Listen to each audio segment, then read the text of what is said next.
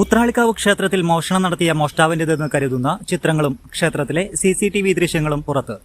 ഇന്ന് പുലർച്ചെ 1 മണിയോടെയാണ് ക്ഷേത്രത്തിൽ മോഷണം നടന്നതെന്നാണ് CCTV ദൃശ്യങ്ങളിൽ നിന്നും വ്യക്തമാകുന്നത്. കുപ്രസിദ്ധ മോഷ്ടാവ് എറണാകുളം സ്വദേശിയായ വാവ അനിലാണ് മോഷണത്തിന് പിന്നിലെന്നാണ് വടക്കാഞ്ചേരി പോലീസിന്റെ പ്രാഥമിക നിഗമനം. വടക്കാഞ്ചേരി പോലീസ് പ്രാഥമിക തെളിവെടുപ്പ് പൂർത്തിയാക്കി. വിരലടയാള വിദഗ്ധരുടെ സംഘം ഉച്ചയ്ക്ക് മുൻപ് എത്തുമെന്നാണ് പ്രതീക്ഷിക്കുന്നത്. വടക്കാഞ്ചേരി മേഖലയിൽ അടുത്തിടെയായി മോഷണ പരമ്പര തുടരുകയാണ്.